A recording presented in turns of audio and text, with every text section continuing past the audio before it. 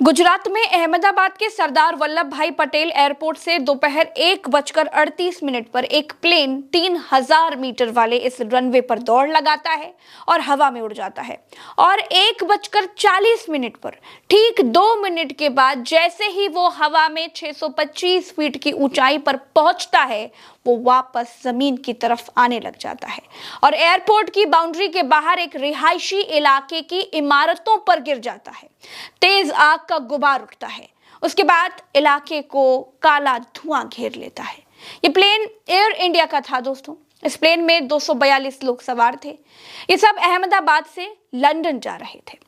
Air India का ये plane खच्चाड़ा था और ये कितना कूड़ा था, इसके बारे में आज ही एक पैसेंजर आकाश वत्स ने बताया है। आकाश वत्स ने इसी प्लेन से दिल्ली से अहमदाबाद की यात्रा की थी। अहमदाबाद से ही ये प्लेन लंदन के लिए उड़ा था, तो उन्होंने इस प्लेन को लेकर क्या कुछ कहा और क्या कुछ सवाल उठाए, सुनना बेहद जरूरी है। सुनिए। This AC is not working. Look at everyone, and it's so many people they are using these magazines. AC is not working at all. And as usual, your TV screens are also not working. Neither this button for calling the cabin crew. Nothing is working. दोस्तों, plane crash होने से ठीक पहले की ये plane के भीतर की तस्वीर है। देखिए दोस्तों, जिस प्लेन का एसी तक काम नहीं कर रहा था, जिस प्लेन की लाइट पैसेंजर की जलाने से जल ही नहीं रही थी, वो प्लेन कितना खटारा होगा, इसका अंदाजा तो आप लगा सकते हैं। जिस प्लेन के एसी का रखरखाव तक नहीं था, उस प्लेन के इंजन का कितना ध्यान रखा जाता होगा, ये सोचने वाली बात है। ये तस्वीर देखिए। इस तस्वीर में दिखाई दे रहा है एक परिवार जो कि राजस्थान के बांसवाड़ा का है। सबकी विमान हादसे में मौत हो गई। डॉक्टर कोनी व्यास पैसिफिक हॉस्पिटल से इस्तीफा देकर अपने पति प्रदीप जोशी के साथ लंदन में शिफ्ट होने वाली थी। आज सभी बच्चों के साथ जा रही थी और इस दुखद हादसे का शिकार हो गई। सवाल ये है दोस्तों कि कैसे हुआ ये प्लेन हादसा? क्या इसके पीछे कोई विदेशी साजिश है? क्या एयर इंडिया का प्लेन ज्यादा गर्मी के कारण क्रैश हो गया? क्यों बोइंग कंपनी के इन जहाजों पर 3 महीने का प्रतिबंध लग चुका था? क्यों बोइंग के ये जहाज खटारा कहे जाते हैं? क्या कम रनवे पर दौड़ाकर प्लेन को उड़ा दिया गया? क्या ज्यादा माइलेज के चक्कर में 242 लोगों की जान चली गई? क्या एयरपोर्ट के बगल में मौजूद साबरमती नदी में प्लेन को गिराकर यात्रियों की जान बचाई जा सकती थी? एक एक बात बताऊंगी दोस्तों, सारी कहानी आपको समझाऊंगी। नमस्कार, मेरा नाम प्रज्ञा मिश्रा है और आप देख रहे हैं प्रज्ञा का पन्ना। दोस्तों, एयर इंडिया का जो प्लेन क्रैश हुआ वो बोइंग कंपनी का था। बोइंग अमेरिकी कंपनी है। इस प्लेन क्रैश में गुजरात के पूर्व मुख्यमंत्री विजय रूपाणी भी नहीं रहे, वो भी इस हादसे में मारे गए। कोई जिंदा बचा है? फिलहाल मेरे वीडियो करने तक तो ऐसी कोई खबर नहीं आई। एयरपोर्ट बाउंड्री के बाहर जिस इमारत पर एयर इंडिया का प्लेन गिरा, उसमें आधा प्लेन इमारत के इस ओर फंस गया और आधा दूसरी ओर, आधा नीचे जमीन पर गिर गया। प्लेन के टायर इमारत में फंसे रह गए, कुछ टायर जमीन पर बिखरे हुए मिले।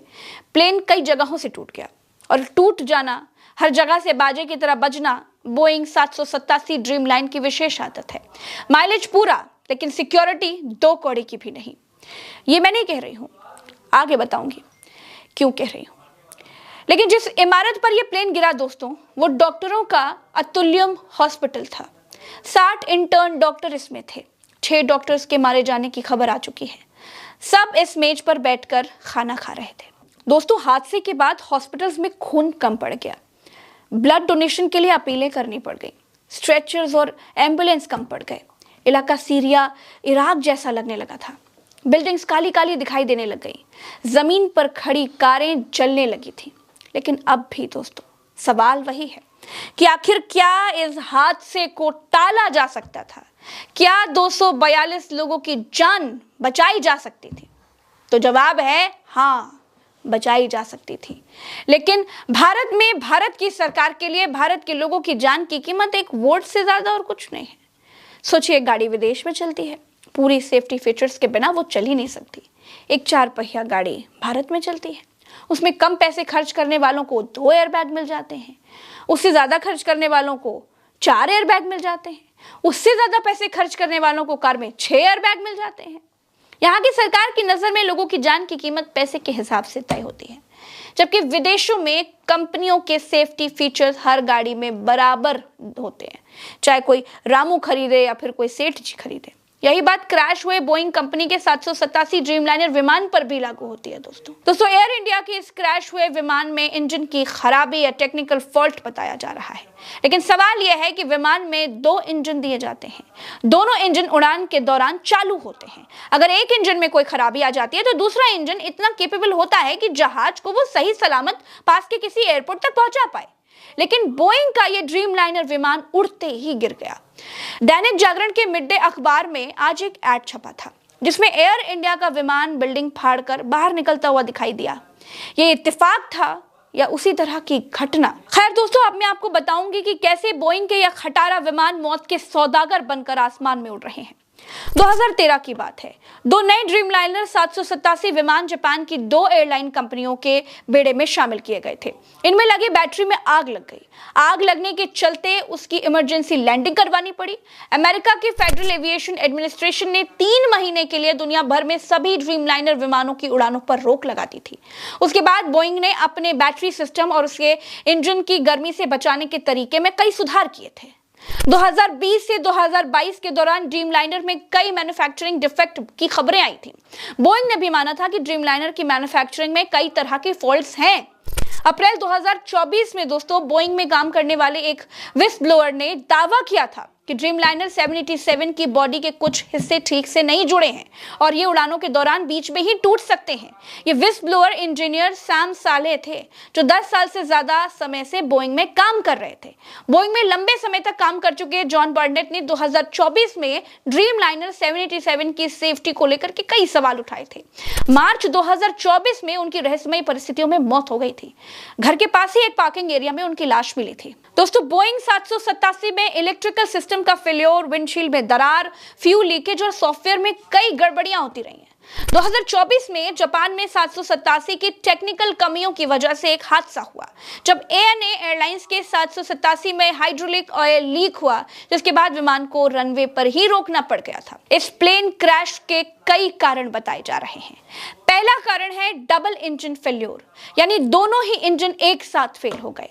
दूसरा है स्टॉल हो जाना, मतलब जब विमान की नोज यानी आगे निकली हुई जो एक चोंच होती है वो बहुत ज्यादा ऊपर की ओर हो जाती है तो विंग्स पर हवा का प्रवाह सही तरीके से नहीं हो पाता है।